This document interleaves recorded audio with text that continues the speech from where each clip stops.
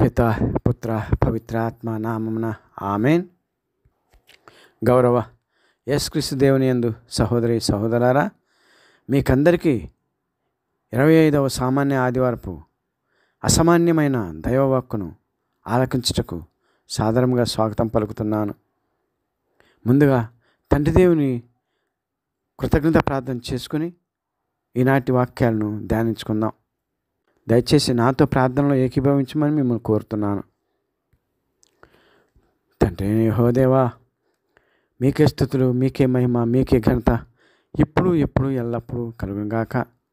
తండ్రి, గడిచిన వారమంతా మమ్మల్ని అందరినీ మంచి ఆరోగ్యాలతోనూ, వ్యాపారస్తులను మంచి వ్యాపారాలతోనూ, ముఖ్యంగా మనస్సుని మోని రెస్టారెంట్ ఓనర్ గారైన యేసు గారి వాట్సాప్ గ్రూప్ ద్వారా మీ పవిత్ర సువార్త వినే భాగ్యమును ప్రసాదిస్తున్నందుకు ధన్యవాదములు తండ్రి.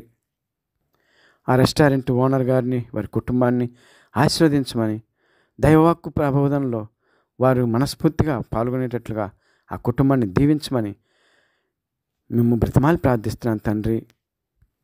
అంతేకాక ఈ యూట్యూబ్ ద్వారా వాక్యములు వింటున్న వారందరి కుటుంబములలో ఉన్న అనారోగ్యవంతులకు స్వస్థత దయచేయండి.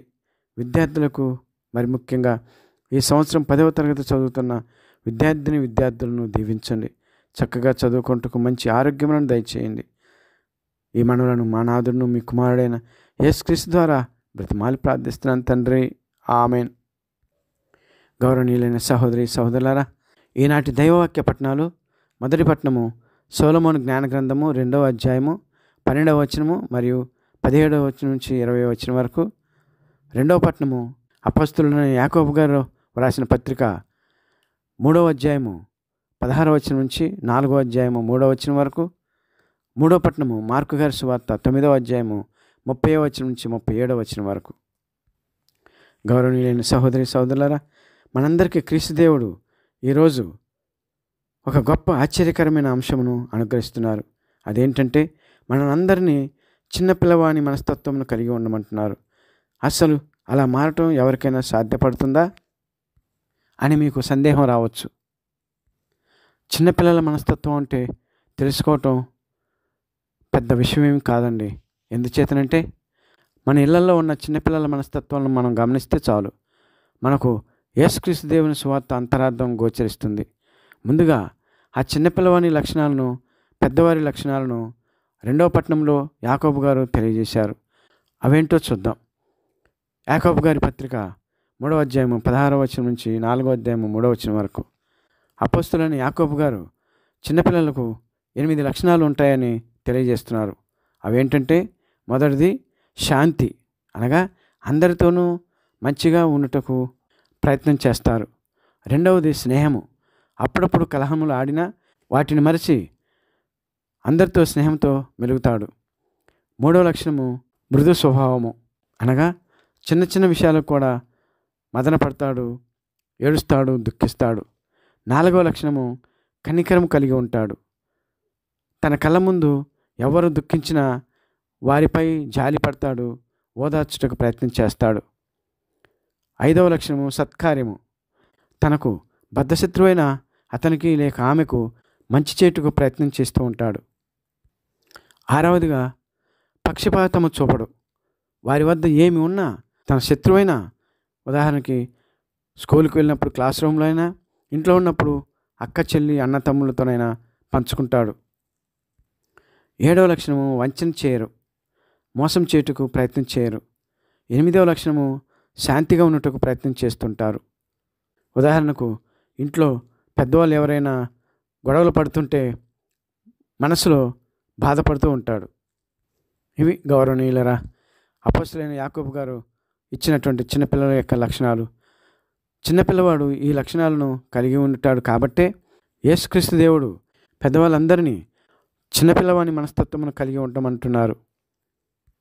అంతెందుకు గౌరవనీయులైన సహోదరి సహోదరులారా, మన ఇంట్లో పిల్లవాడు తనకు ఏదైనా కావాలి అనుకున్నప్పుడు తల్లిదండ్రులు ఎంత కఠినంగా ఉండా తల్లిదండ్రుల ద్వారా వారికి కావలసినవన్నీ అడిగి పొందుతుంటాడు. అంతెందుకు గౌరవ స్నేహితులారా, తల్లిదండ్రులు ఎవరైనా మీ పిల్లలు ఏది అడిగినా వారికి దానిని సమకూర్చుతారా లేదా చెప్పండి? తప్పనిసరిగా ఇస్తారు. అలాగే ఎవరైతే పైన మనం చెప్పుకున్న చిన్నపిల్లల మనస్తత్వాలైన శాంతి, స్నేహము, మృదు స్వభావము, కనికరము, సత్కార్యము, నిష్పక్షపాతము, వంచన చేయకుండుట లేక మోసం చేయకుండుట, 8వదిగా శాంతిగా ఉండుట, వీటన్నిటిని కలిగి జీవిస్తారో వారికి తప్పనిసరిగా దేవుని సన్నిధైన మోక్షభాగ్యము అనుగ్రహిస్తారు దేవుడు. అంతేకాదు సహోదరి సహోదరులారా, మోక్షభాగ్యమే కాదు, ఈ లోకంలో కూడా తప్పనిసరిగా అటువంటి మనస్తత్వం కలవారికి దేవుడు అడిగినవన్నీ ఇస్తారు. ఉదాహరణ, నీవు రాజకీయ నాయకుడివా? నీవు చిన్నపిల్లవాడిలా అందరికీ సహాయం చేయవలను మనస్తత్వం కలిగి ఉండు. తప్పనిసరిగా నువ్వు మంచి పాలకుడు అవుతావు. మంచి పాలకుడుగా నీ యొక్క ప్రజల గుండెల్లో నిలిచిపోతావు. నీవు ప్రభుత్వ ఉద్యోగివా? అయితే నీవు నిస్వార్థంగా ఉద్యోగం చెయ్యి. నీవు ఊహించిన స్థానాన్ని తప్పనిసరిగా దేవుడు అనుగ్రహిస్తారు. నీవు ఉపాధ్యాయ వృత్తిలో ఉన్నావా? నీవు నీ వృత్తిని నిజాయితీగా చేయి. నీకు తెలియకుండానే నీవు ఎంతో మంచి సమాజాన్ని నిర్మించుతావు. నీవు వైద్యుడవా? నీ వైద్యాన్ని, నీ వద్దకు వచ్చే రోగులను దైవంగా భావించి అంకితభావం, శ్రద్ధాశక్తులతో వైద్యం చేయి. నీ వైద్యం ద్వారా ఆరోగ్యాన్ని పొందిన వారి చిరునవ్వుతో నీ మనసు ఉప్పొంగిపోతుంది. ఆ ఆనందాన్ని ఎన్ని కోట్లు ఇచ్చి కొన్నా రాదు, నీవు పొందలేవు కూడా. అలాగే తల్లులు బిడ్డలే జీవితంగా పెంచితే ఆ బిడ్డలు ప్రయోజకులైతే అప్పుడు వారు పొందే ఆనందం వర్ణించలేనిది. అలాగే బిడ్డలు కష్టాల్లో, వ్యాధుల్లో ఉన్నప్పుడు వివరించలేని దుఃఖాన్ని పొందుతారు. అయితే అటువంటి సమయంలో క్రీస్తు దేవుని ప్రార్థిస్తే ఆ తల్లి యొక్క బిడ్డ తప్పనిసరిగా స్వస్థతను పొందుతారు. అందుకు తార్కాణాలు పవిత్ర బైబిల్ గ్రంథంలో చాలానే ఉన్నాయి. అయితే నిజ జీవితంలో కూడా జరుగు సంఘటనలు కూడా ఉన్నాయి. వాటిలో ఒకటి చెబుతాను. అది 2022 సంవత్సరం నవంబర్ 24వ తారీఖు. ఈ తారీఖు నాకు బాగా గుర్తు. అది ఎందుచేతనంటే ఆ రోజు క్రీస్తురాజు పండుగ. ఆ రోజు సాయంత్రం ఎప్పటిలాగానే నేను స్కూల్ అయిపోయిన తరువాత సాయంత్రం 5 గంటల సమయంలో పశ్చిమ గోదావరి జిల్లా తాడేపల్లిగూడెంలోని ప్రభుత్వ ఏరియా గవర్నమెంట్ వారి హాస్పిటల్కు అక్కడ రోగుల కొరకు ప్రార్థన చేయుటకు వెళ్ళి ఆ హాస్పిటల్ ఎదురుగా ఒక చెట్టు కింద మోకాల మీద నుండి ప్రార్థన చేసి ముగిసిన తర్వాత నేను అక్కడి నుండి వెళ్ళుటకు ప్రయత్నం చేస్తున్న సమయంలో ఒక స్త్రీ కన్నీరు పెట్టి ఏడుస్తూ అయ్యా అయ్యా అని పిలువగా నేను వెళ్ళి ఏంటమ్మా ఎందుకు ఏడుస్తున్నావు అని అడిగాను. అందుకు ఆమె చిన్నపిల్లల ఏడుస్తూ అయ్యా నా బిడ్డ ప్రసవ వేదనలో ఉన్నది. డాక్టర్లు పరీక్షించి మీ కూతురుకు ఆపరేషన్ పడుతుంది, కానీ ఆపరేషన్ చేసినా కూడా తల్లి కానీ బిడ్డ కానీ మాత్రమే బ్రతుకుతారు అని చెప్పి కొంచెం నా బిడ్డ కొరకు ప్రార్థన చేయండి అయ్యా అని ఎంతో దీనతతో దుఃఖం పొంగి పొర్లుతూ అడిగింది. నేను కూడా చాలా బాధతో నేను సరేనమ్మా ప్రార్థన చేస్తాను అని ప్రార్థన చేస్తున్న సమయంలో దేవుడు నాకు ఇచ్చిన ప్రేరణ బట్టి ఇలా చెప్పాను. అమ్మా నీవేమీ దుఃఖించకు. యేసుక్రీస్తు దేవుడు అసాధ్యాలను సుసాధ్యాలు చేసే దేవుడు. నీవు ఇప్పుడు దుఃఖిస్తున్నావు, కానీ 1 గంటలో ఎప్పటి నీ దుఃఖం నీకు పట్టలేని సంతోషంగా మారబోతుంది. ప్రసవ వేదనతో ప్రమాదంలో ఉన్న నీ కూతురికి ఆపరేషన్ కూడా పడకుండా సుఖప్రసవం చేస్తుంది. నీ కూతురు, పుట్టబోయే బిడ్డ ఇద్దరూ క్షేమంగా ఉంటారు. ఇది మాత్రం జరిగి తీరుతుంది. మీకు కావాలంటే నా ఫోన్ నంబర్ తీసుకొని మీ బిడ్డ ప్రసవించిన పిమ్మట నాకు ఫోన్ చేయండి అని నా ఫోన్ నంబర్ ఇచ్చి నేను ఇంకా ప్రార్థన చేయవలసిన షాపులకు, చెప్పులు కుట్టుకునే వారికి, కూరగాయలు అమ్మేవారికి మొదలగు వారికి వద్దకు వెళ్ళి ప్రార్థన చేయుటకు వెళ్ళాను. ఆ ప్రార్థనలు ముగించుకొని ఇంట్లోకి వెళ్తున్న సమయంలో సాయంత్రం 7:30 గంటల సమయంలో నాకు ఫోన్ వచ్చింది. ఫోను తీసుకొని ఎవరండి అని అడగగా ఆమె అయ్యా నేనండి, యేసుక్రీస్తు దేవుడు అద్భుత దేవుడండి. మీ ద్వారా చెప్పినట్లే నా బిడ్డ ఏ ఆపరేషన్ లేకుండా సుఖకాన్పు చేసిందండి. తల్లి బిడ్డ క్షేమంగా ఉన్నారండి అని యేసుక్రీస్తు దేవునికి ధన్యవాదాలు అయ్యా అని ఎంతో పట్టలేని ఆనందంతో క్రీస్తు దేవునికి స్తుతులు చెప్పింది. నా మనసు ఎంతో పరవశించిపోయింది. ఇంతకీ ఆమె ఊరు చెప్పలేదు కదూ. ఆమెది తాడేపల్లిగూడెం టౌన్ పక్కన ఉన్నటువంటి పెత్తాడేపల్లి గ్రామం. ఆమె ముస్లిం మతస్థురాలు. ఇది గౌరవనీయులారా, ఎవరైనా విశ్వాసంతో చిన్నపిల్లల లాంటి మనస్సుతో క్రీస్తు దేవుని ప్రార్థిస్తే ఎవరైనా పొందనటువంటి మేలు అంటూ ఉండదు గౌరవనీయులైన సహోదరి సహోదరులారా.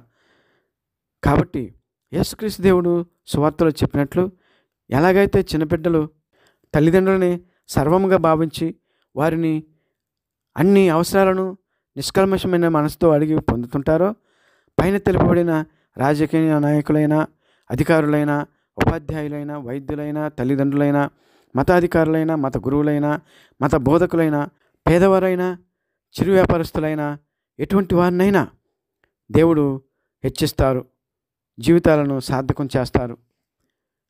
క్రీస్తు భగవానుడు. గౌరవనీయులైన సహోదరి సహోదరులారా, ఇది ఈనాడు మనకు తండ్రి అయిన యెహోవాదేవుడు అనుగ్రహిస్తున్నటువంటి సువిశేష సందేశం. శుభమస్తు. దేవుని కృపలు ప్రాప్తిరస్తు. తదాస్తు. ముగింపు ప్రార్థన చేసుకుందాం.